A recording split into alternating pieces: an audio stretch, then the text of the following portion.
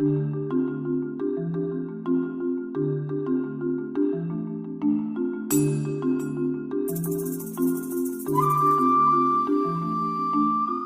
buenos días.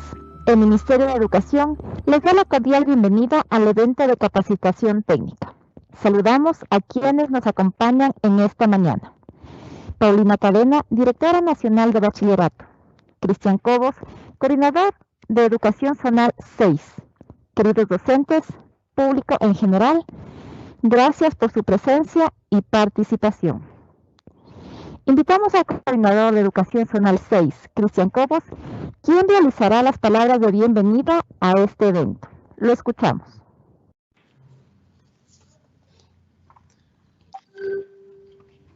Distinguidas autoridades educativas, maestras, maestros, reciban el saludo de reconocimiento por esta convocatoria de la señora Ministra de Educación, doctora Montserrat Kramer. A los expositores que impartirán sus conocimientos, un saludo muy cordial, muchísimas gracias por su compañía. Saludamos también a Paulina Cadena, Directora Nacional de Bachillerato, a todos los presentes. La Coordinación de Educación Zonal 6 que represento se congratula con la convocatoria a este evento de capacitación facilitado por la Dirección de Educación del Distrito de Paute, de la provincia de La Suay, autoridades educativas y la colaboración del mencionado distrito, a los que hago llegar nuestro agradecimiento y reconocimiento a tan loable labor. Sin lugar a dudas, la necesidad del bachillerato técnico hoy más que nunca requiere de su fortalecimiento e interés a todos los niveles, por lo que sin vacilación puede incidir en la reactivación económica del país. La necesidad de contar con jóvenes calificados y sobre todo que asuman roles en actividades de producción y servicio es una urgente necesidad para impulsar sectores que se han visto muy afectados por la pandemia, con deterioro de los indicadores económicos y de servicios en todos los niveles. El bachillerato técnico es una oferta enfocada en las y los jóvenes para fortalecer su incorporación al mundo laboral y dar continuidad a su formación técnica y tecnológica de educación superior, en estrecha vinculación con el sector productivo y prioridades nacionales. Su diseño curricular se basa en el desarrollo de competencias laborales que brindan características de empleabilidad a nuestros estudiantes, en concordancia con la demanda laboral forjada según las necesidades de la matriz productiva, los sectores priorizados y las agendas zonales de desarrollo. La formación técnica es una política pública enfocada en los jóvenes para fortalecer su incorporación al mundo del trabajo, continuidad en educación técnica y en estrecha vinculación con el sector productivo y las prioridades nacionales. El propósito del bachillerato técnico es ofrecer a los estudiantes una opción de formación de áreas técnicas, agropecuaria, industrial y servicios, artesanales, deportivas o artísticas, que les permite ingresar al mercado laboral e iniciar actividades de emprendimiento social o económico. Es una opción válida para aquellos estudiantes que desean o necesitan incorporarse tempranamente al mundo del trabajo. Sin embargo, los egresados de este bachillerato también están preparados para seguir estudios de nivel superior. Se espera que los graduados, al haber desarrollado en el proceso formativo competencias laborales propias de las figuras profesionales que estudian, puedan incorporarse al campo laboral de forma independiente, asociativa o en la relación de dependencia y aportar en su nivel en las cadenas de producción de los diferentes sectores económicos. No desconocemos las necesidades que aún no han sido cubiertas en el desarrollo de las actividades prácticas a consecuencias del confinamiento y la falta de laboratorios y recursos que aún tenemos en las instituciones educativas que imparten en bachillerato técnico. Estamos ante nuevos retos que nos compromete para dar respuestas en la medida que vamos saliendo de las consecuencias de esta pandemia a nivel nacional y mundial. Esta capacitación, en la que tienen inscritos a más de 6,000 personas, tiene como propósito prepararnos más para poder enfrentar los nuevos planteamientos que nos exige este tiempo tan especial y donde debemos salir más fortalecidos y preparados. Convencido por los magníficos resultados de este evento, doy la bienvenida a todos ustedes. Señoras y señores, un lindo día. Muchas gracias por su intervención, señor coordinador. A continuación tenemos la intervención de nuestra directora nacional de bachillerato, Paulina Cadena.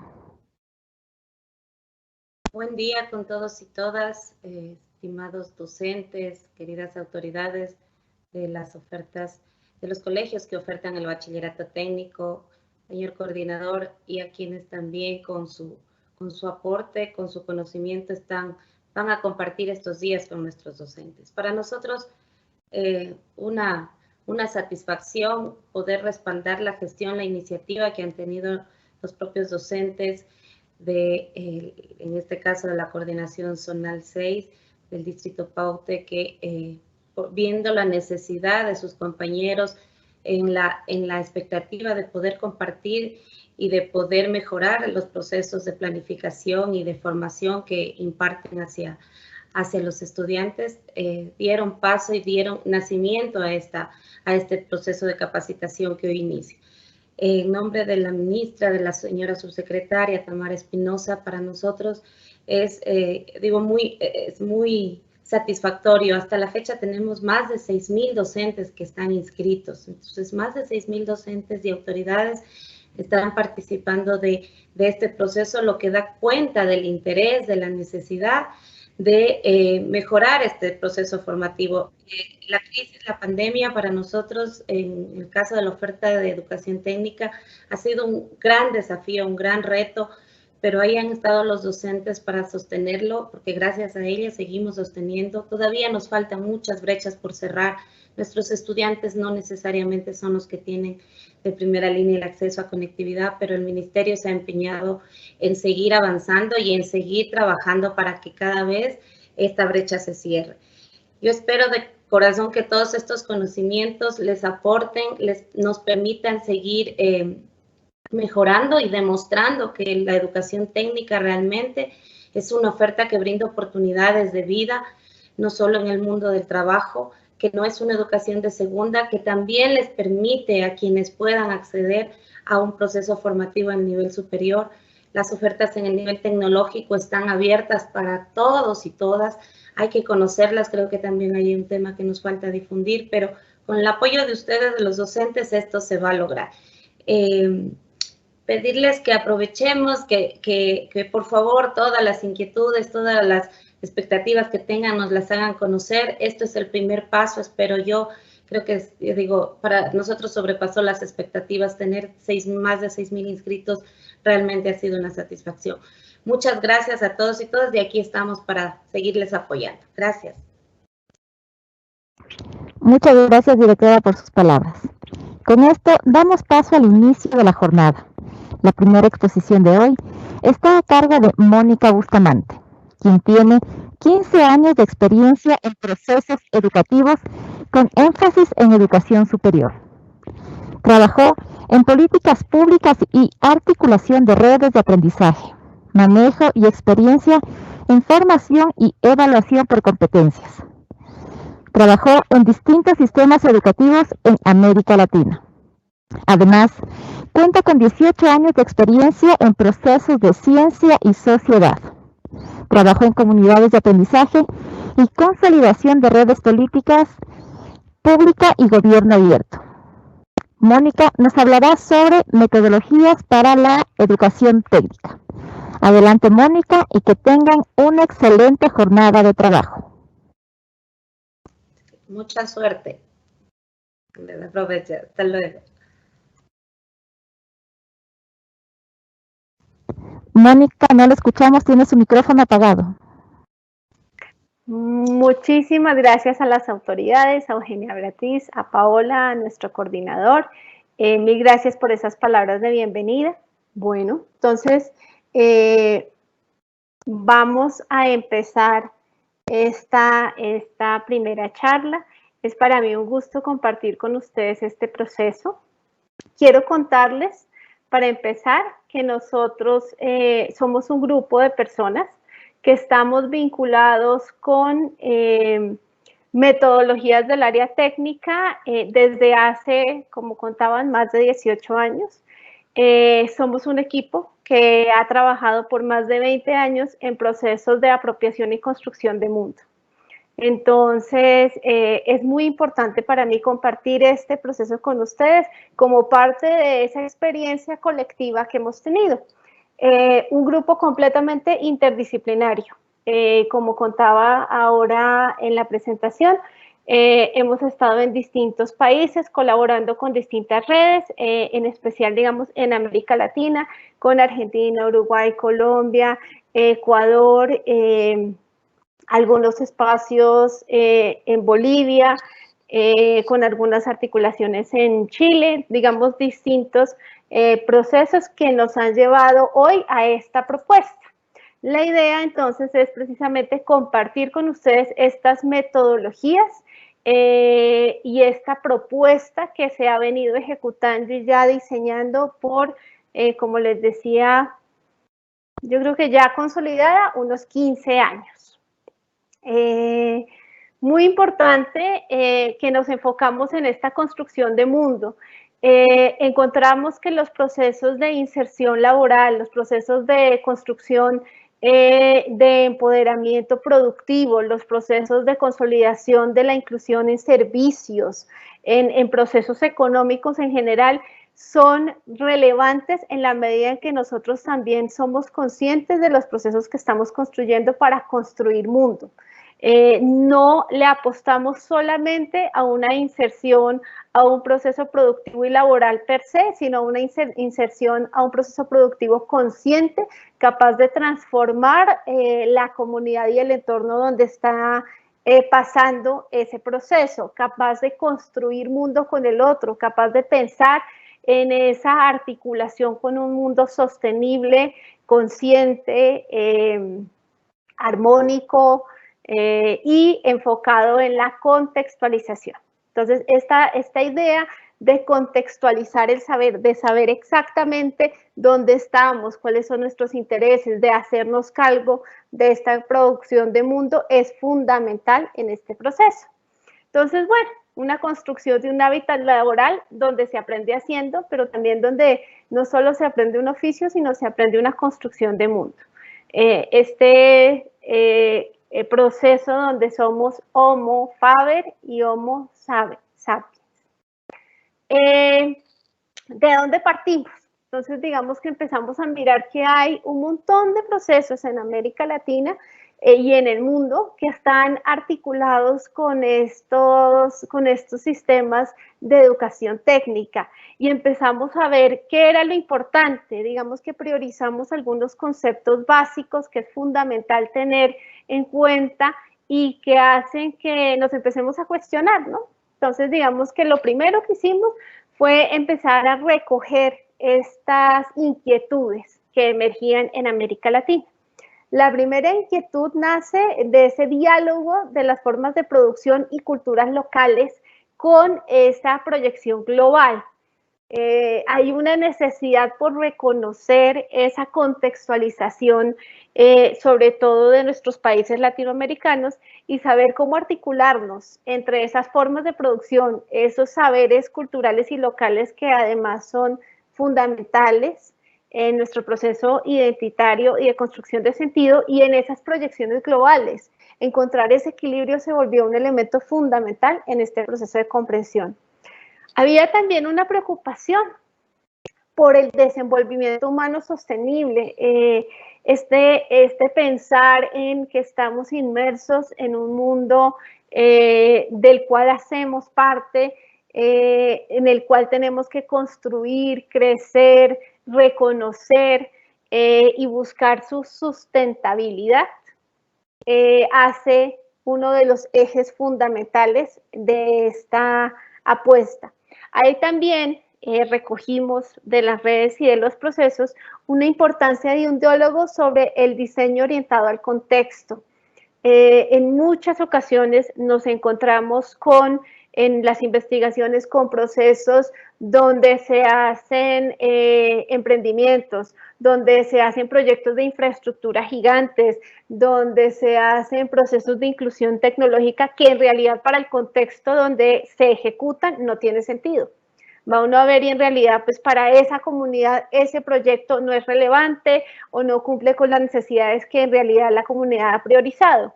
Entonces, ¿dónde está esa relación con el contexto y con ese diseño orientado al contexto? Entonces, digamos, esas son las primeras preocupaciones que emergen de estas redes latinoamericanas por esa construcción de mundo. Aparece también en términos educativos una necesidad por la interdisciplinaridad.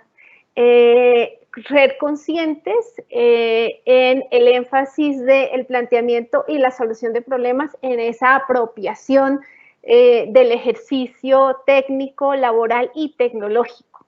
¿Sí? No necesariamente por la inserción en sí, sino porque se genera un proceso de estar y de construir en el mundo. Entonces, y eso surge no solo de una mirada disciplinar, sino de una mirada interdisciplinaria.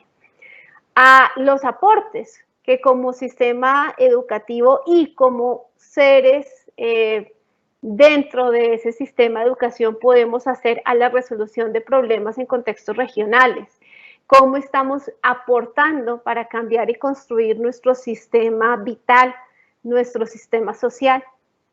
Y entonces eso requiere pues una formación de esos procesos de adaptación, adopción, adecuación a la técnica y la tecnología de acuerdo a esos requerimientos contextuales. Entonces digamos que en eso empezamos a enmarcarnos. Miramos también lo que estaba pasando en Estados Unidos, en Europa, redes que también se están consolidando en función de estos temas y con las que hemos estado trabajando, y recogimos 3 elementos fundamentales. La necesidad de articular diseños para satisfacer necesidades de restricción, necesidades dentro de restricciones realistas. Se trabaja un diseño situado, la necesidad de construir cosas y procesos contextualmente relevantes. Aparece la necesidad de estudiar el impacto de las soluciones de problemáticas en contextos globales, empezar a ver cómo es que se da esta articulación, y la comprensión de la responsabilidad profesional. Esto es fundamental, hace parte del ejercicio del proceso de educación técnica, bueno, básicamente de los sistemas de educación en general, pero en especial en términos de la educación técnica, en la medida en que tenemos que enfocarnos en cómo estamos construyendo y consolidando esas alternativas a ese mundo que se va articulando. Entonces, digamos que ante estas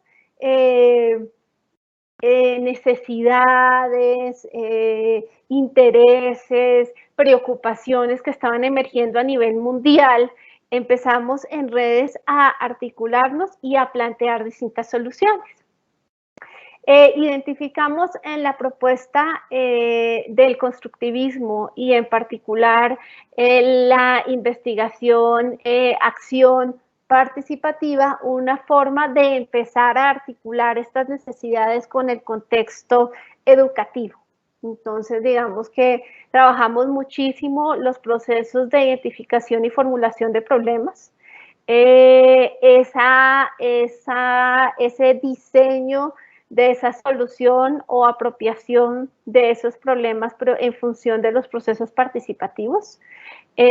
Cómo generar, apoyar y orientar la toma de decisiones en esos procesos, generar y gestionar implementaciones y finalmente evaluar el impacto de estas implementaciones en un proceso cíclico. Entonces, eso fue como parte de esa primera aproximación que se desarrolló. En esa investigación que duró bastantes años, yo diría que aproximadamente unos 8 o 10 años y que sigue en curso, se fue consolidando una primera apuesta a un proceso educativo que tiene en su vertiente fundamental 3 ejes, ¿cierto? El primer eje, un eje centrado en el diseño. un eje que lo que busca es que se gestione ese diseño contextual. Veíamos que una de las demandas más grandes que hay en América Latina y en Europa y en Estados Unidos es esa necesidad de gestionar diseños contextuales para esa conciencia y esa transformación de mundo. La idea es cómo hacemos para dar ese valor agregado, para tener ese proceso de reconstrucción social y cultural. Entonces, vimos en el diseño participativo una herramienta fundamental. El segundo eje es el CTS, la ciencia, tecnología y sociedad, como una propuesta epistemológica, teórica y metodológica que se trabaja desde hace mucho tiempo en el mundo y que nos ha permitido tener unas herramientas muy concretas en términos de la didáctica en un modelo pedagógico constructivista. Entonces, ¿a partir de qué? De una visión sistémica. La ciencia, la corriente de CTS, Ciencia, Tecnología y Sociedad, una corriente que ha estado desarrollándose en el mundo fuertemente a partir de la Segunda Guerra Mundial y que se ha ido consolidando en América Latina a partir de los años 60, tiene unas dinámicas y unas estructuras bien particulares para construir estos procesos. Ya más adelante las vamos a presentar. Y sus referentes, tanto extranjeros como latinoamericanos. También tenemos, y nuestro eje conector de estas dos vertientes es la comunidad de aprendizaje. En particular, la propuesta desarrollada por Ernesto Lleras, un pensador que ha trabajado por algún tiempo con Orlando Fassborda, conocido por la investigación acción participativa, y con quien se ha ido desarrollando una propuesta para gestionar procesos de educación básica bien interesante, estructurados en esa construcción de cambio. ¿Qué guía todo? Estas tres líneas, estos tres ejes, están articulados alrededor de pasiones, intereses, la contextualización y la praxis. Decíamos al principio, la idea es que la práctica es la que genera esos procesos de transformación. Entonces va a ser la práctica la que nos va a consolidar este proceso. Vamos a empezar a ver cada una de estas líneas y cada uno de estos elementos de una manera más consciente. Vamos a empezar viendo comunidades de aprendizaje que, como les digo, es el eje articulador básico. ¿Desde qué mirada? Desde la mirada de nuestro autor y maestro Ernesto Lleras Manrique. Entonces, Ernesto Lleras, durante mucho tiempo, parte también de las comunidades que hemos trabajado, ha empezado a trabajar en cómo pensar estos procesos educativos. Es bien interesante porque su mirada parte él es ingeniero. Entonces, un ingeniero que empieza a pensar cómo articular estos procesos sociales y cómo construir estos espacios pedagógicos. Y se preocupa muchísimo por el espacio pedagógico. Entonces, ¿qué es en realidad para Lleras una comunidad de aprendizaje? Entonces, para Lleras tiene que ver con tres momentos o tres elementos fundamentales. Por un lado, hay una estructuración pedagógica, ¿sí?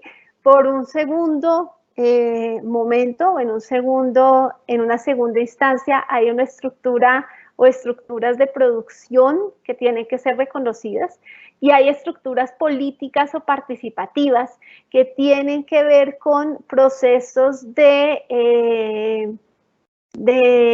gestión, que tienen que ver con ese reconocimiento. Todo esto enmarcado dentro de red de alianzas en las que se hacen procesos de implementación consciente completamente secuenciales. Entonces, como les decía, a partir de la implementación vuelven y se estructuran espacios pedagógicos nuevos, procesos de producción, políticas que va en una espiral constante de crecimiento. ¿Qué serían entonces estas construcciones de espacios pedagógicos? Bueno, pues Ernesto empieza a pensar qué es lo que mueve a la gente, hace una investigación muy fuerte sobre qué está pasando con los estudiantes, tanto en educación básica como en educación superior, empieza a preguntarles, bueno, ¿qué son estos intereses? Y se encuentra con que muchísimos estudiantes asisten a los procesos educativos sin mucha motivación. En realidad lo que encuentra es que no hay un interés genuino por hacer lo que están haciendo o lo que están estudiando. Entonces, encuentra que hacen esto o porque alguien les ha sugerido o porque hay personas que están articuladas con esos procesos o porque alguien les dijo que con esto podían obtener mejores recursos económicos, pero en realidad una cosa es lo que sienten que hacen laboralmente o que están construyendo para hacer laboralmente y otra cosa es lo que sienten que van a hacer o que les gusta, cuál es su pasión. Entonces, se identificó que una de las cosas fundamentales es que sí debe haber una articulación entre la pasión vital, menciona Lleras, y la necesidad de esa construcción de sentido laboral, de servicio con la comunidad. Se trabajó un montón con comunidades marginales que tienen dificultades y que, cuyas características particulares son entornos sociales donde el tejido social se ha dañado, donde hay una diversidad de factores que afectan los procesos de construcción de sentido y donde definitivamente hay muchas dificultades para construir comunidades autosostenibles y autónomas. Se trató, esta construcción, esta necesidad nos impulsó a todos con el profesor Lleras a construir o a repensar esos espacios pedagógicos, cómo se están dando y qué se está articulando. Se entendió que el eje dinamizador de esa construcción de esos espacios es el diálogo. No de una manera trivial, no es un diálogo de socializar lo que yo pienso, sino es un diálogo donde de verdad hay una escucha activa para construir y priorizar elementos básicos del contexto. Es el diálogo la herramienta que escogimos para poder de verdad reconocer esos procesos participativos. ¿Desde qué dimensiones? Entonces se tiene en cuenta la propuesta de Paulo Freire, la propuesta de Martin Buber, la apropiación de Emmanuel Levinas, el proceso creativo de David Bohm, entre otros. La contextualización epistemológica del diálogo como herramienta pedagógica es fundamental, ha sido ampliamente trabajada y se retoma en este ejercicio, dándole un especial énfasis a ese proceso participativo dialógico, no solo socializador, sino absolutamente dialógico. ¿Qué momentos tiene este espacio? Entonces, los momentos tienen que ver con un primer momento de comprensión de la problemática. Entonces, digamos que la comunidad de aprendizaje implica una reunión de un grupo de personas, de distintos actores con distintos roles en distintos espacios, para sentarse a pensar cuál es la problemática para todos los implicados. Esto implica que el ejercicio pedagógico que se ha desarrollado puede convocar a distintos actores y procesos, ¿no? Y que la diversidad de miradas es la que enriquece este proceso de comunidad de aprendizaje. En un segundo momento, hay un momento de planificación y de toma de decisiones y de deliberación donde se prioriza qué es lo que se quiere construir, cómo se quiere lograr, qué articulaciones debe tener, qué características y un momento, tercer momento, un momento final, donde se organiza. ¿Y qué se organiza? La comunidad de aprendizaje, una comunidad que va a aprender constantemente en función de eso que ha deliberado y comprendido como eje de su estructura de aprendizaje. Entonces, digamos que hay esta comprensión, esta deliberación y esta organización en este espacio pedagógico. Para poder articular estos tres momentos, se ha identificado que absolutamente se necesitan algunas habilidades, no solo de parte del docente, sino de parte de cada uno de los participantes de la comunidad.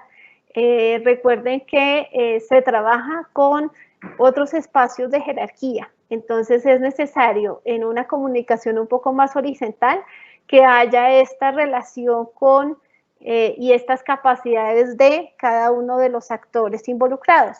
La sensibilidad por las necesidades de los demás es fundamental, reconocer que no todos somos iguales y que está bien que así sea. La capacidad de observación, esa necesidad de pensarse, observar y reflexionar constantemente. La capacidad de darse cuenta de los hallazgos, de reconocer lo que uno está aprendiendo, aprendiendo en función de reconocer esos quiebres cognitivos, esa nueva apropiación de sentido. La capacidad de darse cuenta, ese proceso metacognitivo donde estoy consciente de mi proceso y del proceso de aprendizaje colectivo, ¿sí? Hay uno más y es darse cuenta del impacto que tienen mis decisiones en el colectivo. Y esto ha sido fundamental en el trabajo con los jóvenes. Cuando estamos trabajando en los procesos de educación básica y nos sentamos a trabajar con ellos en darse cuenta de su implicación en el colectivo social, se generan transformaciones de empoderamiento muy importantes que hacen que haya esa transformación. Estas capacidades permiten construir un léxico equivalente a lo que Paulo Freire llama pensamiento crítico y que nos ha permitido a partir de ahí empezar a construir, o desde ahí o con estas herramientas empezar a construir o consolidar esta comunidad de aprendizaje. Entonces se requieren tres tipos, esas capacidades pedagógicas. También en el camino, como veíamos antes, hay un segundo eje donde se desarrollan capacidades productivas, ¿sí? Los fundamentos de construir una organización productiva. Incorporar en la producción logística y la infraestructura necesaria para que las empresas que se constituyan sean sostenibles. En dos ejes productiva, entonces, tanto en la construcción de procesos de empoderamiento y de emprendimiento personal, que nos mencionaba ahora el coordinador, como en la inclusión laboral. Queremos que haya una conciencia de qué se está generando con esas empresas que estamos apoyando, de qué se está generando con ese proceso productivo, de qué estoy generando con mi aporte en ese proceso y en esa matriz productiva nacional, cómo estoy aportando, cómo estoy construyendo mundo a partir de mi propio desempeño, de mi propio proceso laboral y de esa inclusión.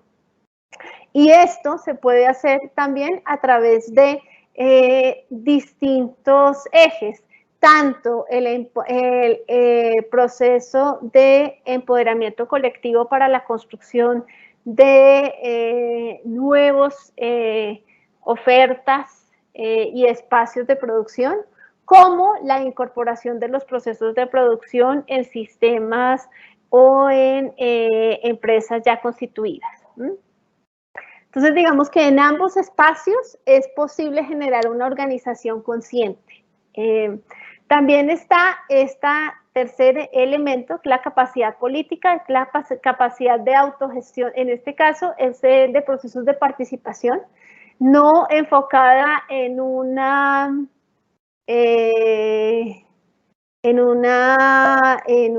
dogma político, sino en un proceso político de participación, de conciencia, de autogestión de la comunidad, de reconocimiento de la normativa en la cual la comunidad está inmersa, de sus procesos de voz, de su articulación de gestión, de la capacidad para transformar eso que requiere. A veces esto es difícil de comprender si no lo hacemos a través de unos ejemplos. Entonces, vamos a ver algunos de los ejemplos donde ya hemos trabajado estos procesos. Se trabaja con una población repito, estos ejemplos son trabajados en un colectivo. Este en particular fue dirigido por unos estudiantes universitarios que deciden construir este sistema o este proceso con estudiantes de educación básica. Entonces aplican la metodología aquí planteada por ustedes. Ellos le ponen a este proyecto, lo nominan Estudia Bogotá. ¿Qué busca? Entonces Estudia Bogotá. Estudia Bogotá se dio cuenta que en una zona marginal en Bogotá hay procesos, hay problemas con los jóvenes que están cursando educación básica y los jóvenes que no tienen procesos de participación política y sienten que es momento de empezar a trabajar estos elementos. Entonces, digamos que hay una identificación de un problema, ¿sí? Ellos piensan que los procesos de participación política, una forma de hacer uso de esos procesos de participación política es a través de medios digitales. Y que estos pueden ser herramientas de apropiación de sentido de los jóvenes que están en ese proceso. Entonces se da como una convocatoria. Entonces estos chicos, jóvenes universitarios, se van y empiezan a convocar a jóvenes de educación a jóvenes en general, empiezan a convocar a jóvenes.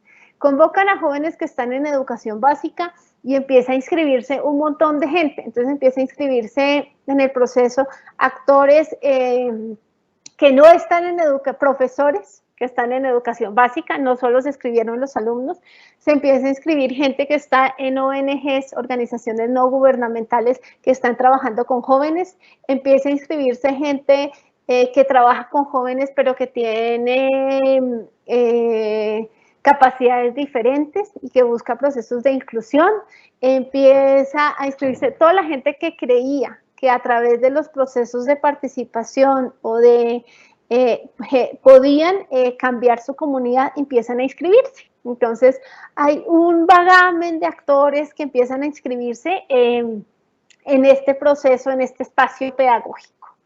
Este espacio pedagógico inicialmente no fue formal,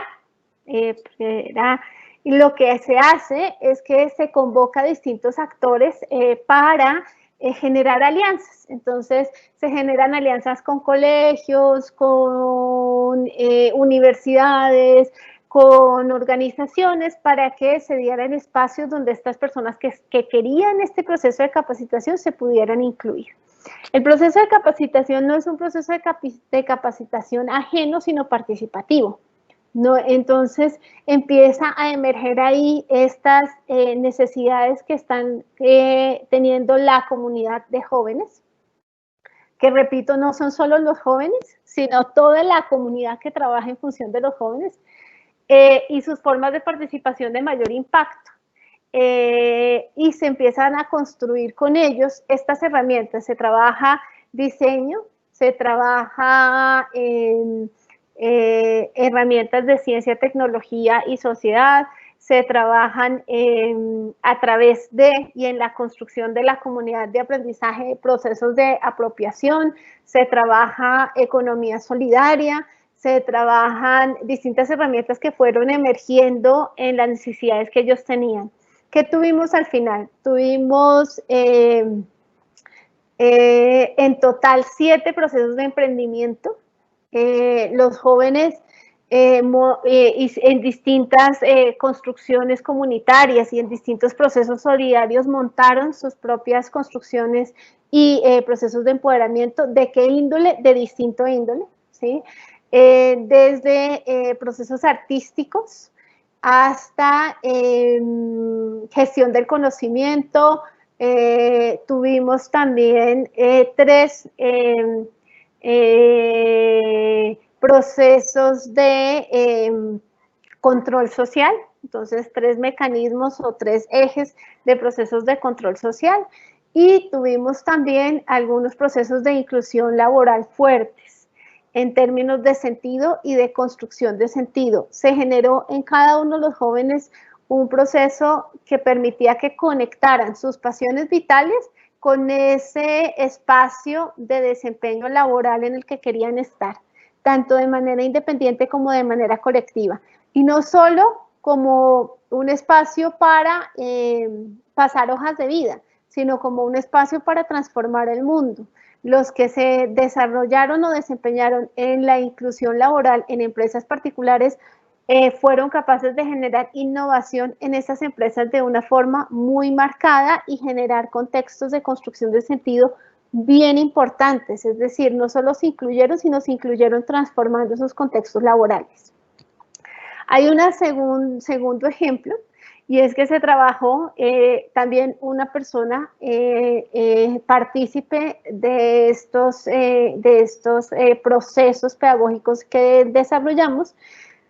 Participó con comunidades indígenas en términos de reconocimiento de la apropiación cultural. Digamos que uno de los problemas o situaciones que se estaban dando era como un desconcierto en las expectativas de la conservación de la cultura de la comunidad, ¿sí?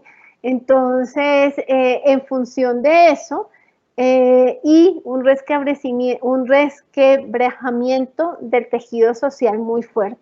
En función de esto, uno de los miembros del equipo, Francisco, en este caso uno de los líderes, empezó a trabajar fuertemente con esta propuesta, digamos, con este modelo pedagógico.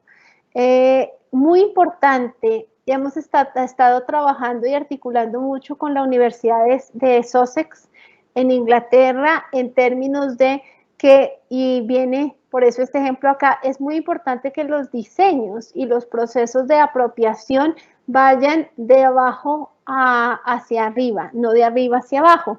Es decir, la innovación de base es fundamental para hacer estos procesos de resignificación y de apropiación laboral y de sentido. Entonces, ¿cómo hacer que a reapropiar elementos que ya estaban ahí insertos?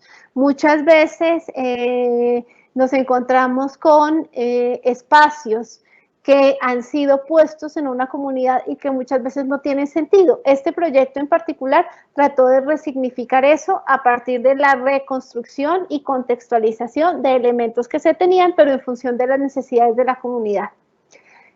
Sobre todo, se generaron asociaciones de comunidades en proyectos productivos muy fuertes y educativos que, además de generar su proceso de producción, tenían que ver con este SECNE, con este TECNE, con este Homo Faber, con esta capacidad de saber y ser que transmitimos culturalmente y que hace parte de estas construcciones de identidad. Entonces, una apropiación de sentido que se conectó entre la cultura, los proyectos productivos y, en este caso, la apropiación de la lengua. También se trabajó a través de estas herramientas, diseño, CTS y comunidades de aprendizaje. Otra más que es bien importante es, y que mencionaba ahora, y es la articulación con los procesos de manufactura. En términos, por ejemplo, de la construcción de manufactura de distinta índole, pero también de procesos de artesanía. Una de las cosas fundamentales que encontramos en nuestro proceso es que es muy importante reconocer la infraestructura donde está inmerso el proceso productivo que estamos trabajando. No solo en términos de la construcción laboral, sino en términos de la construcción de conocimiento. Tenemos conocimientos tácitos y conocimientos explícitos. Muchas veces los conocimientos tácitos son, por supuesto, fundamentales en esa construcción y en esa apropiación de los procesos, de cómo hacer, de cómo saber, de cómo construir, no solo los explícitos. Entonces, ¿cómo hacemos para transmitir y reconocer esos? ¿Cómo reconocemos eso? Y trabajamos un montón con unas herramientas que se trabajan en gestión del conocimiento. cómo gestionar conocimiento tácito y explícito, cómo compartirlo, cómo hacer que ese conocimiento se vaya apropiando y cómo hacer que ese conocimiento no se pierda. Entonces, y encontramos esto también gracias a un profesor, autor Dominique Bank, que trabaja en infraestructuras humanitarias en la Universidad de Lausanne, y que empezó a mostrar cómo el reconocimiento de las infraestructuras no solo me refiero al aparato físico, sino la infraestructura social y humana que constituye un proceso productivo particular o cualquier proceso, es fundamental para trabajar y reconocer esos espacios de interacción tácita y explícita. Y empezar a mirar qué percepciones había sobre esa infraestructura, qué baches hay sobre esa infraestructura y cómo modificarla. Resultó que esto era, a través del diseño participativo, la apropiación de un producto integral que incluye elaboración, adopción, capacitación, seguimiento, postventa, que nos permitía ver todo un ciclo, pero con un valor agregado. No solo aplicando un ciclo ya diseñado, sino la construcción de un ciclo contextualizado.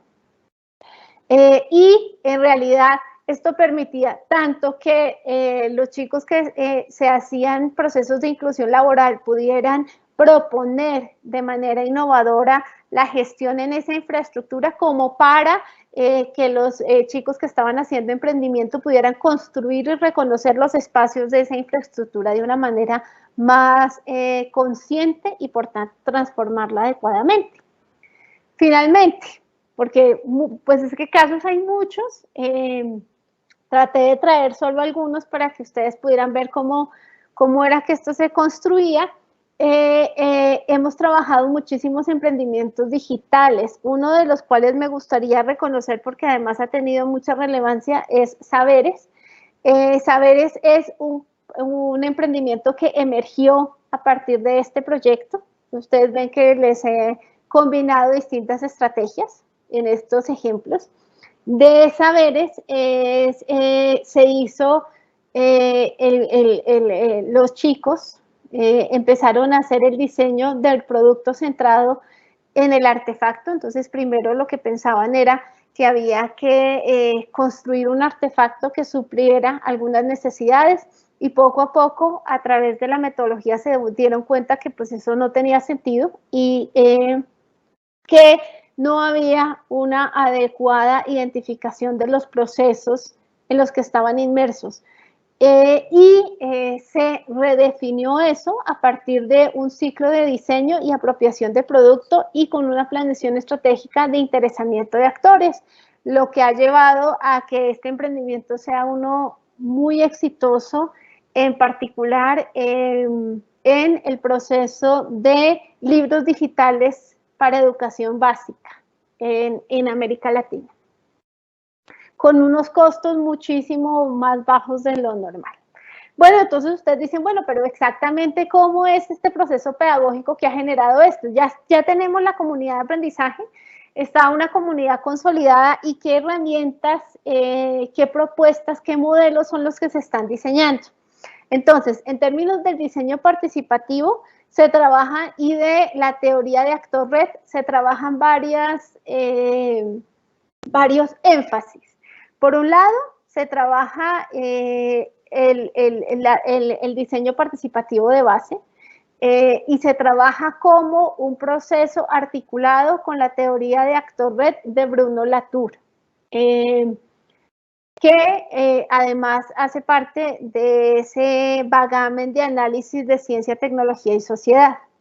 Entonces, Bruno Latour, un muy conocido antropólogo y sociólogo, trabaja la teoría de redes. Entonces, él nos dice, miren, si usted quiere empezar a transformar o a reconocer un sistema, lo primero, un proceso y un sistema, lo primero que tiene que hacer es reconocer las redes y los actores que están inmersos en él. Una de las cosas más importantes de esta teoría actor-red es que reconoce que los actores son tanto humanos como no humanos. Entonces nos dice, es muy importante que ustedes sepan que hay hay dentro de esa red que reconocer qué actores están vinculados y empezar a mirar cuáles son las relaciones entre esos actores. Antes de empezar un diseño, o como parte de esa construcción de diseño, hay que empezar a mapear las redes. Entonces yo identifico qué le enseñamos a nuestros estudiantes. Les enseñamos primero a identificar cada una, cuando ya está construida la comunidad de aprendizaje y ellos identifican como algo en lo que quisieran primero apasionarse, ¿sí? Y segundo, a lo que quisieran dedicar su vida para transformar el mundo. Entonces empiezan a mirar, bueno, ¿cuáles son las redes que están vinculadas con esa temática? ¿Qué pasa? ¿Dónde están los actores? ¿Quién está metido ahí? ¿Quiénes son los que están inmersos? Dentro de los actores se incluyen actores políticos vinculados a la política pública, como actores vinculados con organizaciones no gubernamentales, como actores económicos relevantes. Dependiendo de la temática se identifican los actores. Entonces se identifican los actores, es el primer paso. Hay un listado de actores. El segundo paso es identificar las controversias. También uno de los pasos más importantes identificados por Bruno Latour. Controversias o tensiones. Entonces, ¿qué es esto? Las controversias o tensiones son aquellos encontrones que hay entre los actores, aquellas disidencias que hay entre los actores, aquellos desencuentros que hay entre los actores. No significa necesariamente una discusión, una pelea, no, sino significa que hay distintos puntos de vista. Reconocer estos puntos de vista es fundamental para poder identificar cómo es que se construye un proceso en particular. Los procesos no son cerrados y crear que son cerrados o únicos hace que uno limite su perspectiva. La innovación está en poder ver cómo ha sido el proceso. Entonces, uno tiene que reconocer qué cambios, qué hitos se han dado en ese proceso y cuáles han sido públicos y cuáles han sido privados. Los hitos públicos se llaman controversias, es decir, los que salen en los periódicos, los que salen en los medios de comunicación, los que son ampliamente publicados, esos son controversias. Los que se mantienen en asambleas pequeñas, los que son evidentes, pero entre los actores, los propios actores, se llaman tensiones. Entonces yo le pido a los estudiantes que identifiquen esas controversias o tensiones. Por estudiantes, digo estudiantes pues para que sea más claro, pero en realidad son mis participantes de la comunidad. La comunidad puede ser desarrollada en un espacio formal, y hemos trabajado en instituciones educativas formales con estas metodologías. Es importante reconocer que en estos espacios, de todos modos, abrimos las puertas del espacio formal para que entren otras personas y actores. Entonces, bueno, les pedimos que se identifiquen esas controversias y esas tensiones. ¿Cómo hacen? Pues hacen seguimiento, buscan en los medios de comunicación, quién sabe cómo se hace. Entonces, por ejemplo, en el caso de las artesanías, hubo un debate grandísimo en América Latina sobre la apropiación de artesanías culturales por parte de otras nacionalidades. Entonces, bueno, se reconoce todo ese debate, quién produce, dónde están produciendo, qué tipo de artesanías se producen, en qué punto, todo esto, ¿cierto? Se reconoce todo esto y esto nos lleva al tercer punto, que es la problematización. Nosotros tendemos a ver como si solamente hubiera un punto de vista en esa construcción de realidad, y en realidad la idea es que todos los actores y todos los puntos de vista son reales. La suma de esos nos da una mirada contextual de un ámbito específico. Por ejemplo, en el caso del ejemplo que estaba dando, el problema de las artesanías. Entonces, que más que problema, la necesidad, el recurso, la vivencia, la contextualización de lo que se está viviendo con respecto a eso. Entonces viene como un reconocimiento de todo esto, qué se está viviendo, qué pasa con los actores, qué implicaciones tiene, qué decisiones se tomaron, qué decretos, qué legislaciones hay, esas legislaciones a quién afectan, cómo están afectando. Con todo ese reconocimiento del contexto, ojo, sin decidir Yo no le pido a los participantes de la comunidad que decidan en qué punto están, solamente que conozcan, que contextualicen. Desde ahí, entonces, viene la articulación con un diseño e innovación social. Entonces empieza, bueno, ¿cuál sería unas posibles salidas, unos posibles espacios innovadores, unas posibles estrategias para repensar este proceso? ¿Y qué cambio implicaría? Cambio tecnológico en el sentido de los sistemas tecnológicos, no necesariamente del artefacto. ¿Qué cambios requiere ese sistema, esa infraestructura para ese reconocimiento del proceso? Entonces se va empezando este diseño, se trabaja en especial con prototipos, se puede trabajar y prototipos que incluyen prototipos de inmersión laboral, ¿no?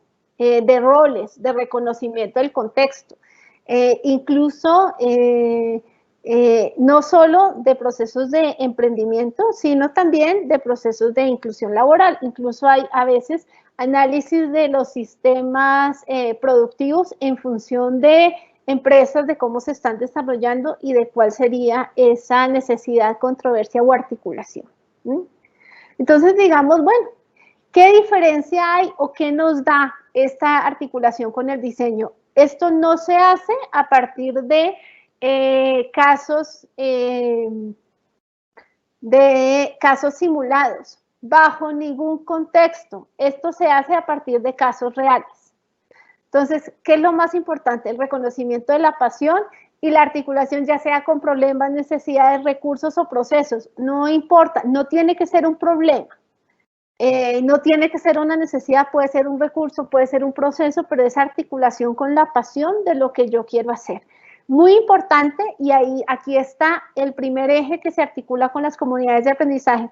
Se construye una red de actores. Muy importante esto. Hemos estado trabajando con bastantes procesos de educación técnica y nos hemos dado cuenta que uno de los quiebres del proceso de educación técnica es que la educación va por un lado, la matriz productiva por otro, y por otro lado va los procesos de formación o capacitación en educación superior.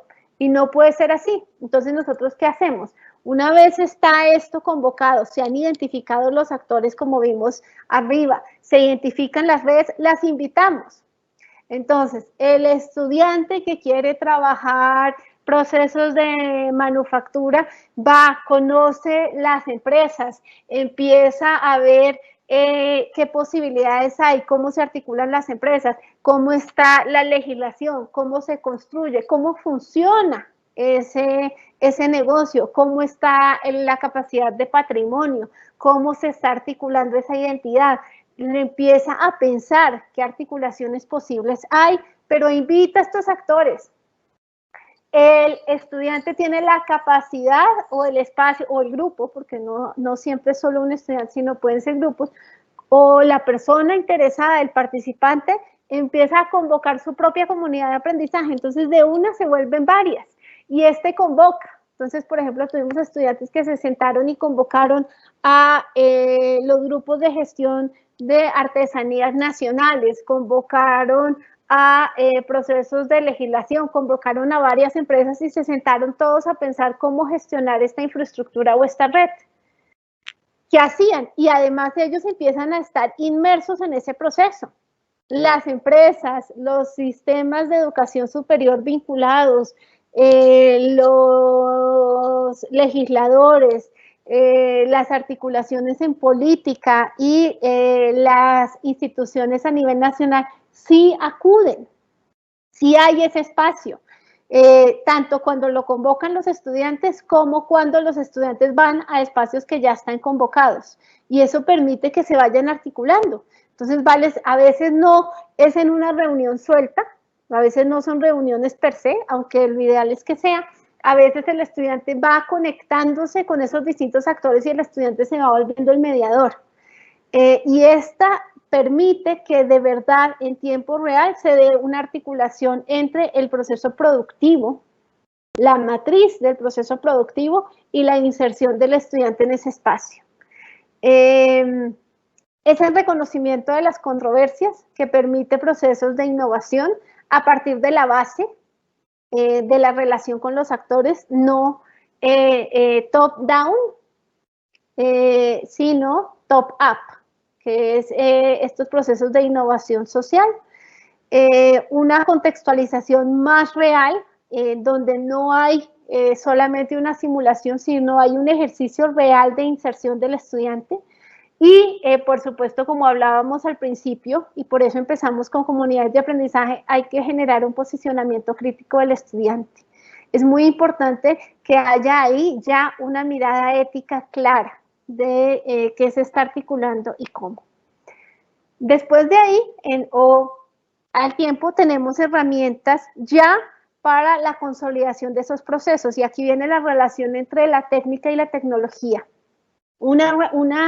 Una versión de la tecnología basada en la visión sistémica. Nosotros no entendemos tecnología como artefacto, entendemos tecnología bien sea como un compendio de 3 elementos. Por un lado está Pacey, que habla de la relación entre la cultura, la organización y el artefacto. Entonces dice, tecnología es una propuesta cultural, ¿qué pienso yo? ¿Cómo lo siento? ¿Cómo se organizan las cosas? Y el artefacto, y debe incluir los 3 elementos. Y está una mirada de Hernán Thomas, una persona también, uno de nuestros mentores en Argentina, que trabaja esta visión a partir de 3 elementos, la cognición, la práctica y el artefacto. Entonces, también dice, hay un sistema organizacional, un sistema cognitivo y un artefacto que están vinculados. Yo, para modificar una tecnología, puedo sencillamente modificar sus prácticas, ¿sí? La forma como me articulo en un espacio. Puedo cambiar la forma como pienso sobre un espacio o puedo cambiar un artefacto. Esto amplía un montón porque no significa que nosotros estamos hablando solamente de un artefacto, sino que estamos de tecnología como un artefacto, sino que estamos hablando de un sistema. Entonces, en ese sentido, una vez que el estudiante ha empezado a diseñar, ya tiene su diseño, tiene su prototipo, tiene su cosa, le pedimos además que haga un análisis sociotécnico. ¿A quién incluye ese prototipo? ¿A quién excluye ese prototipo? ¿Quién está trabajando con ese prototipo? ¿Qué organizaciones o infraestructuras necesita el prototipo? ¿Cómo está articulado esa idea, esa articulación? ¿Qué controversias tecnológicas están emergiendo? ¿Qué posibilidades tengo? ¿Cómo puede modificarse el proceso, la construcción cultural, la construcción práctica? ¿Qué prácticas pueden modificarse con respecto a eso? ¿Qué estoy modificando? ¿A quién impacto? Y esto es muy importante porque la ciencia, tecnología y sociedad, en su vertiente, bueno, en general, y en su vertiente latinoamericana, lo que trata es de, en una vertiente que se llama tecnologías para la inclusión social o tecnología para la inclusión social, busca que hayan procesos de democratización de la tecnología y de apropiación de esta mucho más conscientes. Entonces dice, esto de que trabajamos, los procesos de innovación vienen de la ciencia, pues es un mito. Lo que nosotros queremos hacer es que a partir de las prácticas haya una apropiación de estas tecnologías y que las tecnologías estén al servicio del contexto y de la sociedad. Entonces esta es la idea. ¿Por qué? Porque después uno consolida estos procesos, estos diseños en tecnologías específicas. Y esas tecnologías se cierran o no, tienen flexibilidad interpretativa. Los autores, los actores piensan en ellas de una manera determinada y hay que identificar cuáles son. Entonces decíamos, bueno, se hace un análisis sociotécnico, significa qué problema y qué solución está respondiendo este diseño, este sistema tecnológico, qué organizaciones, qué infraestructuras, hablando de las infraestructuras y la posición de Dominic Bank, se están reconociendo, qué infraestructuras humanas y no humanas están ahí. ¿Qué controversias tecnológicas? ¿A quién está incluyendo? ¿A quién está excluyendo? ¿Qué está dejando por fuera? ¿Qué implica? ¿Y qué implica eso en un proceso social sostenible, tanto económica, cultural, ambiental y socialmente? Entonces, digamos, se trabajan los 4 ejes: cultura, ambiente, economía y la construcción social, como ejes para ver cuál es el impacto, si funciona o no funciona, ¿para qué? Para el contexto, ¿sí? Un análisis de uso que distingue entre uso y funcionamiento, y si ese funcionamiento responde a esa demanda o ese contexto social.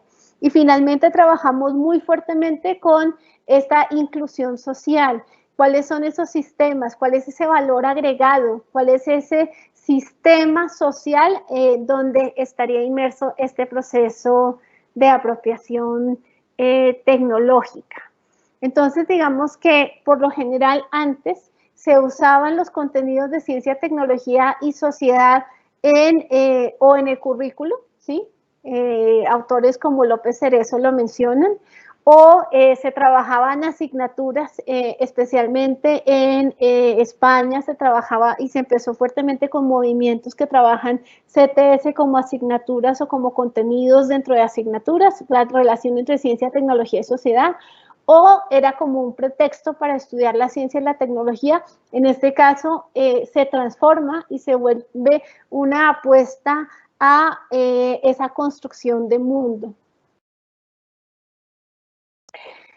Una relación directa entre la praxis, la tecnología en la versión sistémica y el funcionamiento. Entonces, se identifica la relación técnica y tecnología en términos de la tecnología como un sistema donde además están inmersas esas prácticas o esos procesos de transformación, un funcionamiento y gestión social de la organización o del emprendimiento en ambos ejes. Entonces, ¿cómo es que esto está inmerso? Y una organización en el sistema laboral y la práctica, la forma donde yo voy adquiriendo estos conocimientos tanto tácitos y explícitos. Veíamos al principio en los 3 ejes que habían unos elementos concentrados o enmarcados en naranja y otros elementos enmarcados en verde. Esto significa que hay elementos cuyo eje es conceptual y elementos cuyo eje es teórico y elementos cuyo eje es práctico. Digamos que esto no significa que yo al estudiante no le voy a dar o no voy a compartir con el estudiante capacidades técnicas específicas o capacidades teóricas concretas. Al revés, significa que lo voy a hacer en función del sistema y del proceso donde él se quiera apasionar, insertar, redefinir o encontrar el sentido que él le dé a esa construcción de su mundo y su entorno productivo. Entonces, ¿cómo hago eso? Pues digamos que la capacidad que tiene el estudiante, el profesor y el sistema de ir buscando esas estrategias y esos aliados dentro del mismo proceso educativo. ¿Sí? ¿Qué necesito? ¿Cómo estoy articulando? ¿Qué sé? ¿Qué no sé? ¿Qué puedo entender mejor de este proceso? ¿Cómo lo articulamos? Entonces, en general, ustedes ven que hay ya en la práctica cómo lo trabajamos. Digamos que ha habido distintos modelos para trabajar esto en los procesos de educación formal. Uno de los modelos más conscientes es este que les estoy mostrando. Entiendo que requiere cierto tipo de recursos que en muchos casos en América Latina no siempre tenemos. En Europa se trabaja mucho en función de esto. Hemos encontrado estrategias con los docentes en distintos proyectos en distintas regiones para que se pueda adoptar un modelo similar. Entonces, ¿qué se trabaja? Entonces, 3 ejes: diseño de servicios y análisis sociotécnico con métodos y herramientas, el moldeamiento, redes y alianzas, que es parte del proceso, y la perspectiva de escenarios sostenibles. Entonces, digamos que estos 3 elementos se van trabajando. ¿Cómo? Hay tutorías de expertos por estudiantes. Hemos encontrado, sabemos que el docente no lo puede hacer todo. Entonces, nosotros convocamos en estas alianzas, en estas redes, en estos procesos de moldeamiento, a veces en las mismas prácticas profesionales donde el estudiante ya está inmerso, pedimos que haya, hablamos con estos tutores, estos expertos, tienen distintos nombres en distintos países, pero digamos este maestro, este guía, lo hablamos, le presentamos el modelo y trabajamos con él en función de que el estudiante pueda coordinarse, encontrar esas alianzas, encontrar esos ejes, identificar los actores y pueda a partir de ahí ir también relacionándose con sus propias prácticas. Trabajamos entonces ahí a partir del moldeamiento de las redes de las alianzas, que conozca cómo están los procesos y que empiece a pensar cuál sería su perspectiva de esos escenarios sostenibles. Entonces el estudiante entra, empieza a pensarlo, hay un seguimiento individual por parte de un coordinador que en muchas ocasiones pues es el docente, ¿sí? Y hay seminarios semipresenciales donde se comparten con otros estos espacios, porque no todos tenemos las mismas pasiones ni las mismas prácticas, entonces se van compartiendo estos procesos, se comparten las herramientas, en esas herramientas se va compartiendo la gestión y hay este aprendizaje activo y personalizado, que a su vez va generando o se transmite, otra vez aporta a ese seminario semipresencial, aporta a ese seguimiento con del proyecto con el coordinador y aporta a la tutoría y al experto, porque también hemos encontrado que en este proceso es súper enriquecedor para el tutor o para el tutor de esa práctica, porque encuentra en esa identificación de redes, en ese proceso o en ese proceso de innovación, un valor agregado que antes no había visto y eso va consolidando los procesos de innovación social.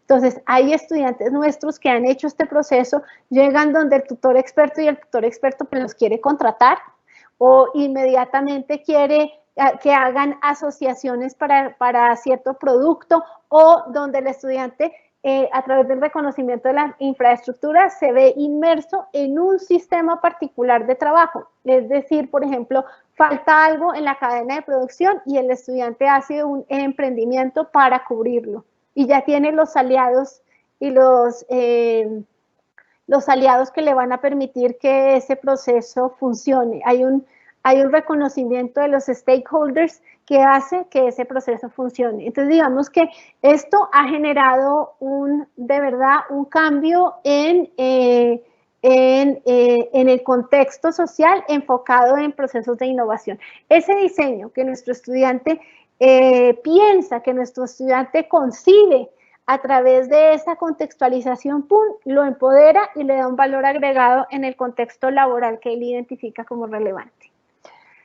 ¿Qué aprendizajes esperados en términos de conceptos? Porque entonces, ¿cómo hacemos? Hacemos este proceso, los estudiantes siguen bitácoras de aprendizaje, por lo general pedimos que sigan bitácoras de aprendizaje porque no siempre son conscientes de los conceptos que están construyendo y los procesos metodológicos que están reconociendo.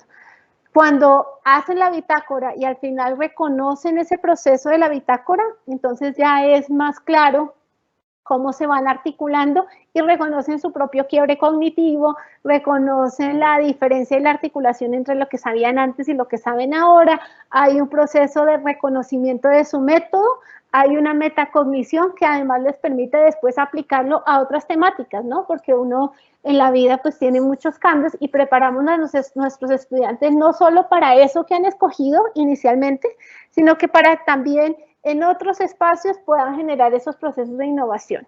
Entonces, aprendizajes esperados. En términos de dinámicas técnicas y tecnológicas, trabajamos con la construcción social de la tecnología y la teoría actor-red. Énfasis en la propuesta de Hernán Thomas en tecnología para la inclusión social, una propuesta maravillosa de apropiación de ciencia, tecnología y sociedad latinoamericana. La teoría actor-red de Bruno Latour. Trabajamos sistemas tecnológicos, no solo desde la mirada de Paisy, sino como decía también de la Hernán Thomas. Buscamos como aprendizajes que se apliquen herramientas de análisis CPS a procesos inclusivos de innovación. Pensamos que la innovación en la práctica es un valor agregado muy importante en la educación técnica. comprendiendo el papel de los estudiantes en la construcción conjunta de sistemas tecnológicos de inclusión social. Tenemos una mirada que reconoce la inclusión social como un proceso fundamental. Acuérdense que por tecnología no me refiero solo al artefacto, sino al artefacto, al proceso y a la cognición, al artefacto, a la práctica y al proceso cognitivo y su articulación con el proceso cultural. Entonces, ¿qué conceptos? Sistemas tecnológicos de inclusión social, innovación por disociación, se trabaja en procesos de innovación a partir de innovación de base, como les decía, trabajando mucho la propuesta de Adrian Smith de innovación bottom-up, y trabajamos comunidades epistémicas y comunidades de aprendizaje. Entonces, digamos, son conceptos que van adquiriendo los estudiantes. Diseño e innovación social, trabajamos análisis en forma situada de interacción entre usuarios e infraestructura articulada con pensadores y maestros como Dominic Bank, que trabaja infraestructura de identidades, infraestructura de servicios, infraestructura humana, trabajamos muchísimo mediante pensamiento de diseño. Aquí trabajamos en algún momento con una propuesta del MIT, del IDDS y IDDN, que trabaja prototipado, una propuesta que está haciendo el MIT, que propone el MIT, que se trabaja en distintas partes del mundo, y que lo que busca es generar procesos de diseño a partir de contextos específicos y su identificación. Entonces aquí tuvimos la fortuna de trabajar en esos procesos.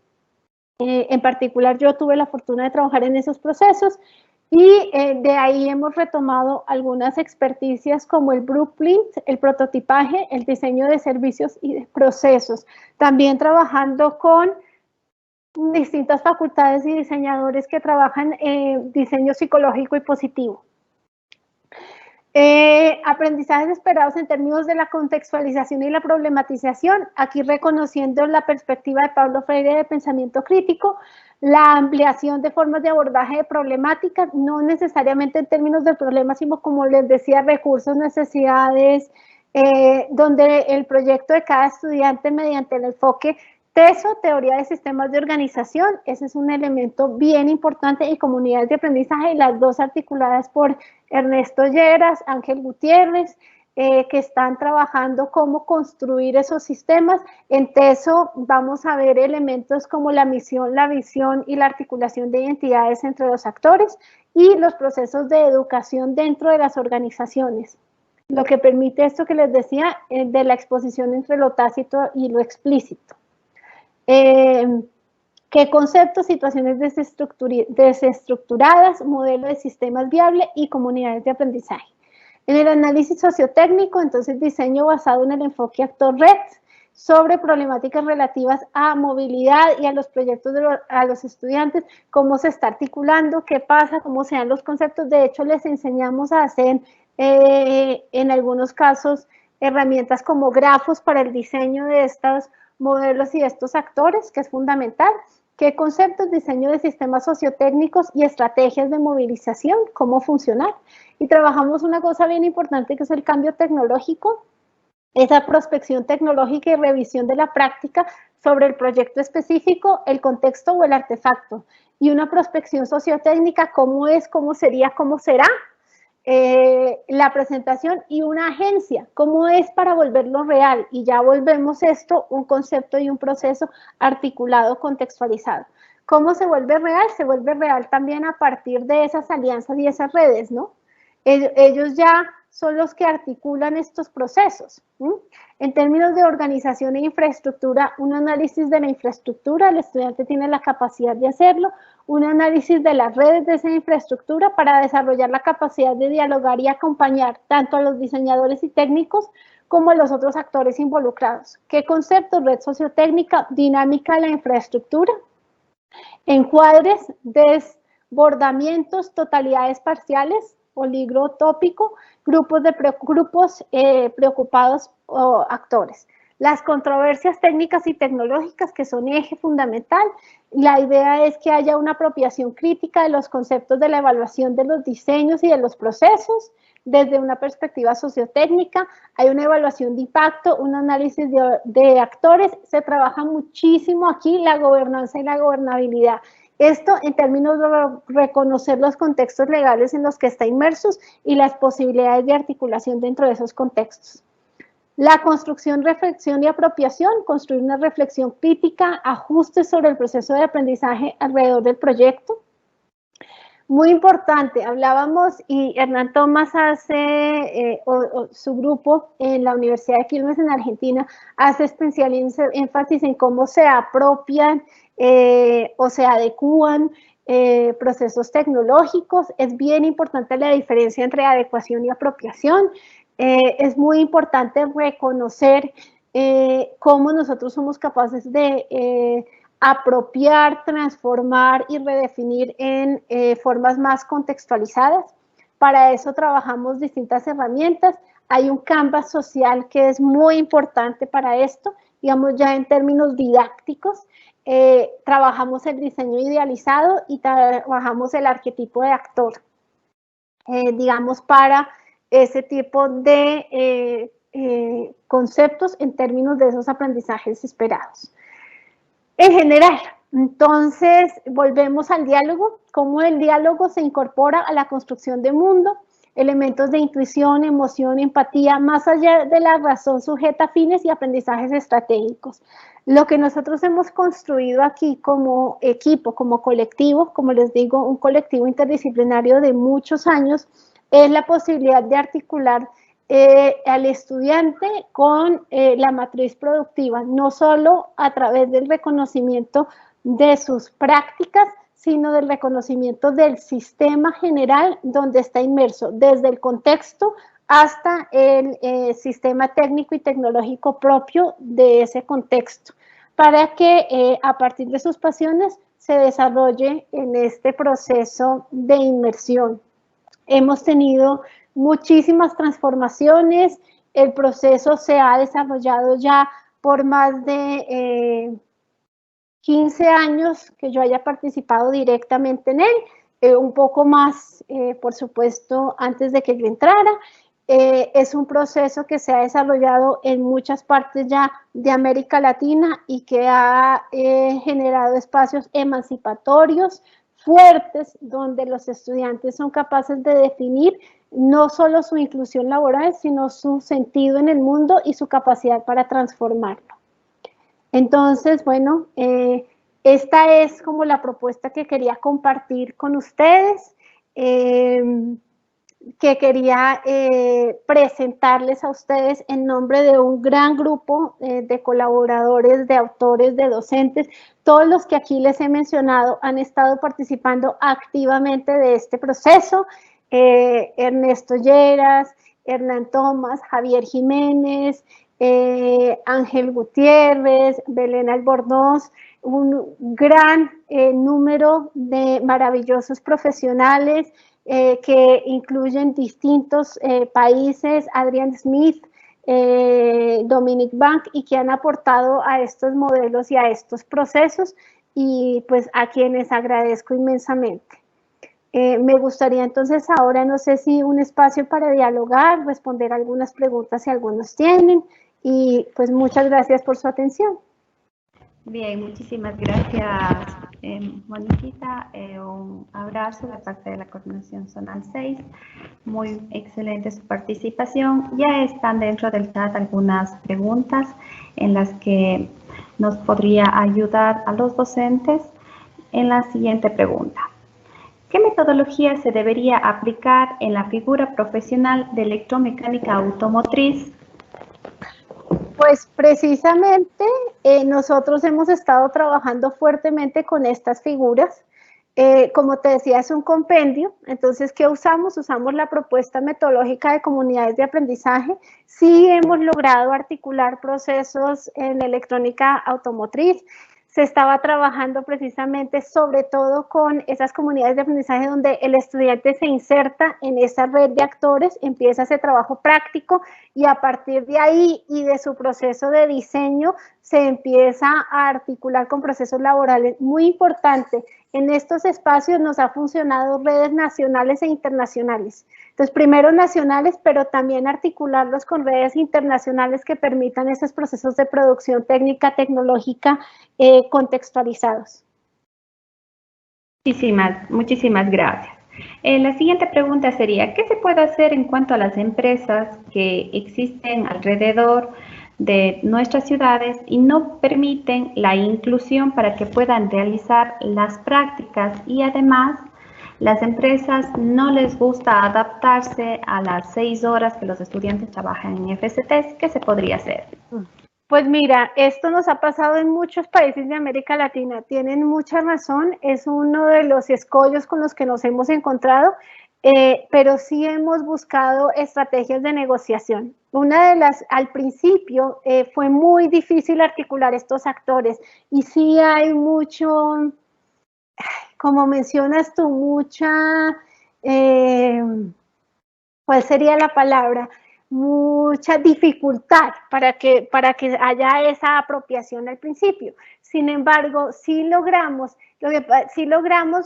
generar negociaciones. ¿Cuándo logramos generar negociaciones? Cuando mostramos no que el estudiante va solamente a hacer sus prácticas, sino que además trae procesos innovadores y que va a ser un valor agregado para esta empresa. Entonces, cuando ellos empiezan a ver que ahí van a tener procesos de innovación que antes no tenían, miradas adicionales que antes no tenían, no solo le da valor a los espacios que tiene el estudiante, sino al estudiante per se, que empieza a volverse relevante en este contexto. Entonces la idea es empezar a negociar. Nosotros nos sirvió muchísimo empezar a mostrar los procesos de innovación que estaban desarrollando los estudiantes en otros contextos para esta inmersión y esta negociación. Y después también necesitamos, por supuesto, pues un apoyo político fuerte en este proceso de negociación. Muchísimas gracias, mi estimada Mónica. Mónica, la siguiente pregunta. Para un emprendimiento en fabricación y montaje de muebles, ¿cuál sería el proceso a realizar si la materia prima se hace dificultoso de conseguir, ya que no podemos dañar el medio ambiente? ¿Cómo podemos lograr un proyecto eficaz? Mira, esto es hermoso y aquí reconociendo parte de los procesos que se han desarrollado a partir del laboratorio de diseño del MIT. En particular, digamos que uno de los procesos, el MIT ha desarrollado por todo el mundo, ¿no? Pero en uno de esos se generó un contexto en Colombia, que se llama Seinnova, que empieza a pensar en esto, ¿cómo hacemos para buscar materias primas donde no tenemos? Y resulta que si tú reconoces la problematización, si tú miras en tu entorno qué se está produciendo, qué no, qué manera es sustentable, qué manera es sostenible, qué se está generando, qué recursos tengo yo, ya la forma como tú construyas eso o a partir de qué materiales empieces la construcción, es posible variarla. Encontramos un montón de alternativas en el mundo que están construyendo manufactura de muebles a partir de otro tipo de elementos. Entonces se han dado 3 opciones en los laboratorios donde yo he estado. La primera, la construcción de muebles a partir de materiales súper innovadores que sí reconocen las características contextuales y te estoy hablando que después se generan procesos de exportación masiva maravillosos, que se empoderan fuertemente en estos emprendimientos.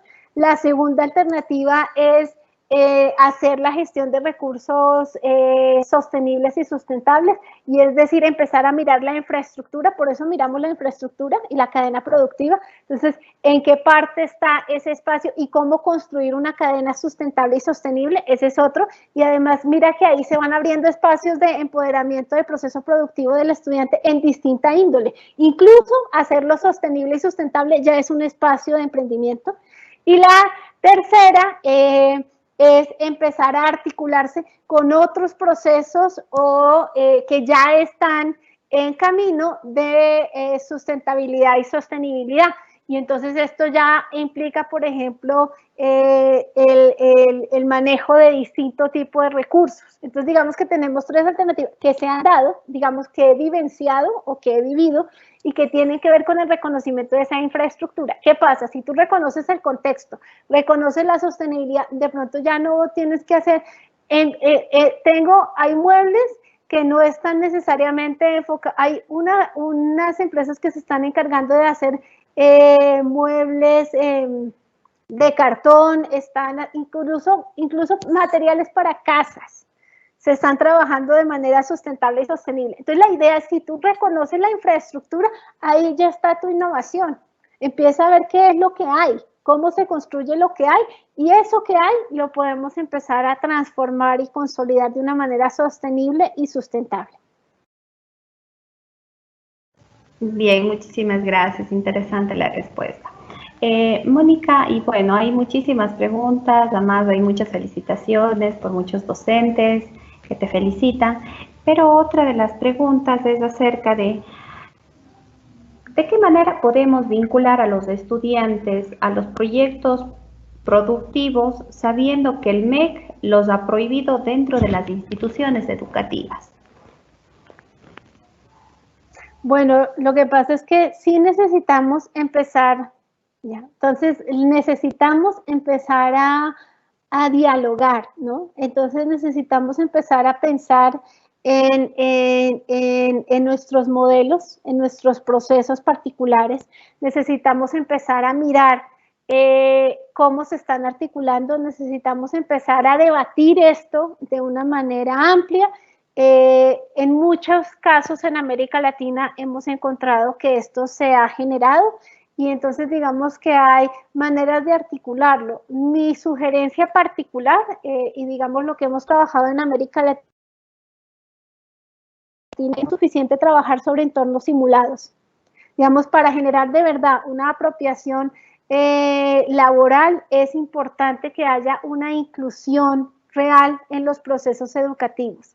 Y esa inclusión real puede pasar por procesos productivos. Yo entiendo que es una decisión política particular, que cada país tiene su soberanía para articularlo.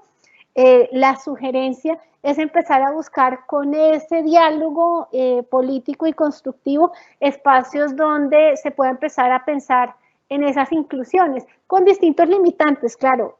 No solo la propuesta metodológica es contextual, también la política es contextual y hay que respetarla y hay que articularla sobre eso. Pero es importante abrir el día, empezar a pensar y empezar a pensar cómo superamos las simulaciones. Listo, muchísimas gracias. Y esta sería la última pregunta. En este tiempo de pandemia que estamos, ¿qué metodologías se deberían utilizar en todas las figuras profesionales, en la parte de las prácticas de los estudiantes, ¿no? ¿Cómo se podría trabajar en metodología en esto? Bueno, pues la verdad es que tenemos el miércoles otra charla sobre esto específicamente, pero pues rico hacer una introducción chiquita. Necesitamos combinar elementos sincrónicos y asincrónicos de aprendizaje. Es muy importante que tengamos en cuenta, hay toda una perspectiva de didácticas virtuales que deberíamos reconocer y empezar a trabajar. Yo sé, el aprendizaje no es el mismo y definitivamente en la virtualidad la idea no es copiar un aprendizaje presencial, porque pues eso no hay esa articulación. Hay estrategias específicas, pero tiene que ver en síntesis, como para no abusar del tiempo, en la articulación entre los contenidos sincrónicos y asincrónicos y la forma como a partir de ahí redefinimos la infraestructura. Volvamos a pensar la infraestructura en términos virtuales y en ese término de la virtualidad, ¿cómo podemos generar? Uno de los trabajos que yo presenté acá, uno de los ejemplos que se llamaba Estudia Bogotá, trabajamos sobre todo infraestructuras digitales y fue muy interesante porque el empoderamiento productivo no fue solo digital, por supuesto, pero a través de herramientas digitales consolidaron esos procesos. Entonces puede haber espacio para esa articulación de esas metodologías. Muchísimas gracias, mi estimada Mónica. En realidad, como te dije, hay muchísimas preguntas, pero por cuestión del tiempo Vamos a dar paso a proyectar justamente lo que tú indicabas, un poco adelantándose, y esa era la idea, ¿no? Tenemos aquí la agenda preliminar que vamos a tener nosotros el resto de días, ¿no? Empezamos el día de hoy con la intervención de la compañera Mónica Bustamante. El día de mañana empezamos a las 8 de la mañana con Eduardo Ramírez, con el tema de planificación en educación técnica. Segundo Toledo en innovación en educación técnica. El día miércoles justamente otra vez nos interviene Mónica con las enseñanzas de competencias en tiempos de COVID. Paulina Cadena con estrategias de fortalecimiento y normativa de educación técnica. El día jueves tenemos con Eduardo Ramírez la importancia de la educación técnica. Paulina Andrade, formación en centros de trabajo, que justo hoy día ya hemos estado conversando acerca de eso. Y el día viernes tendremos Luis Cateura, que nos ayudará con formación en con escuela agrícola autosostenible. Tenemos experiencias de trabajo en educación técnica. Y bueno, tenemos otras intervenciones que estarán a cargo de los GATS 1 y 2 de cada uno de los distritos.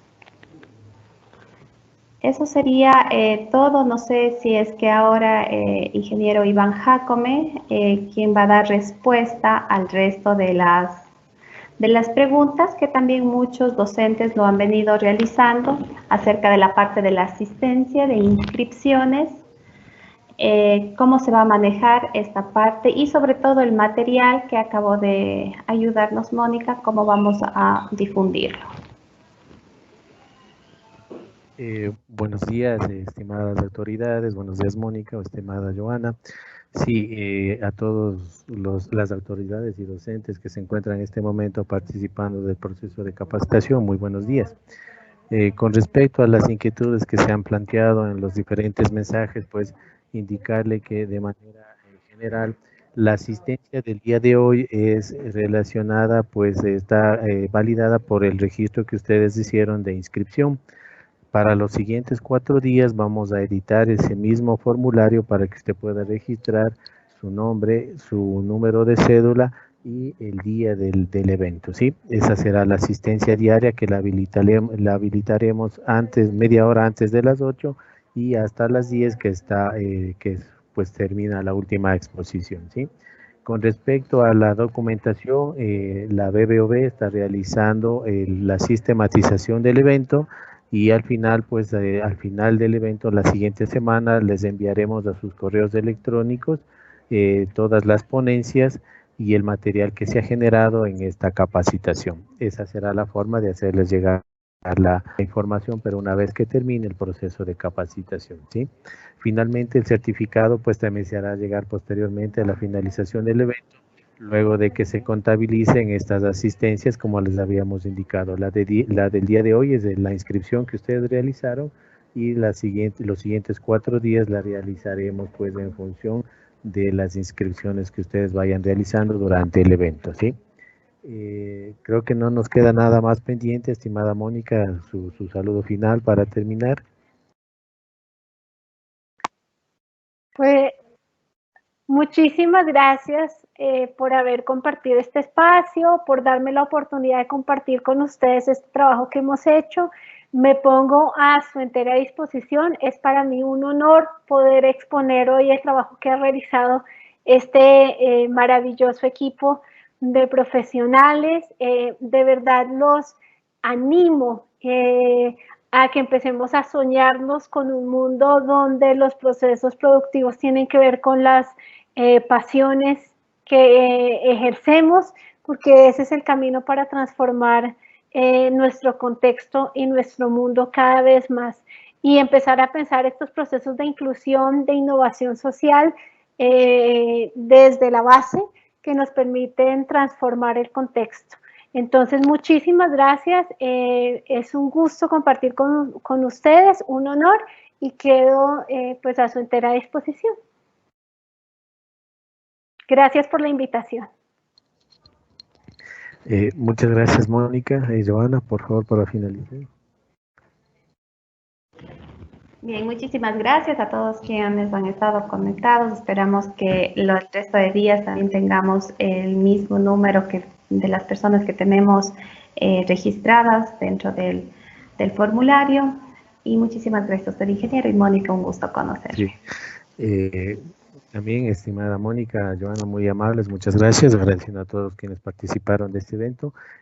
A los correos electrónicos de todos los asistentes vamos a enviarles el enlace va a ser un solo enlace para las siguientes 4 jornadas, ¿sí? El día de hoy fue diferente por la cantidad de participantes que tenemos inscritos. Estimadas autoridades y docentes, muchas gracias por su participación. Un buen día a todas y todos. Muchas gracias.